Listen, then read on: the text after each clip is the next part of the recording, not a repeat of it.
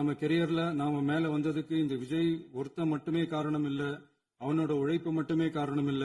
இந்த விஜயோட உழைப்புக்கும் உயர்வுக்கும் பின்னாடி இருக்கிற ஒட்டுமொத்த தமிழ்நாட்டு மக்களோட அன்பும் அரவணைப்பும் தான் காரணம். ஒவ்வொரு வீட்டுல இருக்க ஒவ்வொருத்தரும் நம்மள அவங்க வீட்டுல ஒருத்தனா ஏத்துக்கிட்டது தான் நமக்கு கடவுளும் மக்களும் தந்த மிகப்பெரிய வரம். அதுக்காகவே கடவுளுக்கு சமமான நம்மளோட சொந்தங்களான தமிழக மக்கள் அனைவருக்கும் மீண்டும் மீண்டும் நன்றி. இப்படி நம்மள தாயன்போடு அள்ளி அரவணைச்ச தமிழ்நாட்டு மக்களுக்கு நாம எப்படியெல்லாம் துணையாக இருந்தோம், எப்படியெல்லாம் மக்களோட மக்களா இருந்தோம்னு சொல்றேன்.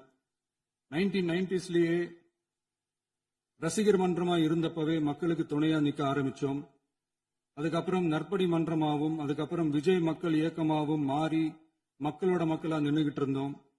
2008 ஈழத் தமிழருக்கு ஆதரவா உண்ணாவிரதம் போராட்டம் செஞ்சோம். போர் முடிவுக்கு வரணும், நம்ம தொப்புள் கொடி உறவுகளான ஈழத் தமிழர்களுக்கு பாதுகாப்பான நிம்மதியான ஒரு வாழ்வு கிடைக்கணும்னு அன்னைக்கே கோரிக்கை வச்சோம். 2009 ஆரம்பிச்ச விஜய் மக்கள் இயக்கம் வழியா நம்மளோட மக்கள் நல பணிகளை எக்ஸ்டெண்ட் அண்ட் எக்ஸ்பேண்ட் பண்ணிக்கிட்டே வந்தோம். கல்விக்கு துணையா இருந்தோம், சோசியல் சர்வீஸ் செஞ்சோம், வெள்ள நிவாரணத்துல துணையா இருந்தோம், கொரோனா காலத்துல மக்களுக்கு தோள் கொடுத்தோம்.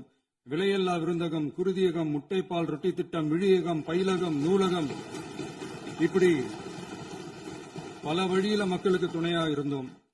அப்புறம் நம்மளோட திரைப்படங்கள்ல நம்மளால முடிஞ்ச வரைக்கும் ஊழல் எதிர்ப்ப சொன்னோம், சமூக நீதியை சொன்னோம், கல்வியை பத்தி சொன்னோம், அரசியலை பத்தி சொன்னோம். அரசியலை பத்தி பேசுனதுனால நம்ம படங்கள் சந்திச்ச இதுவரைக்கும் சந்திக்கிற பிரச்சனையை பத்தி எல்லாருக்குமே தெரிஞ்சதுதான். இது மட்டும் இல்லாம 2011 நாகப்பட்டினத்துல மீனவர் பிரச்சனைகளுக்கு ஆதரவா ஒரு பெரிய பொதுக்கூட்டம் நடத்தினோம். மீனவர்கள் மீதான தாக்குதலை கண்டிச்சு பேசி அதுல நம்மளோட எதிர்ப்பை பதிவு செஞ்சோம். 2017 ஜல்லிக்கட்டு போராட்டத்துல தமிழர் பண்பாட்டு உரிமைக்கான நம்மளோட ஆதரவை தெரிவிச்சோம்.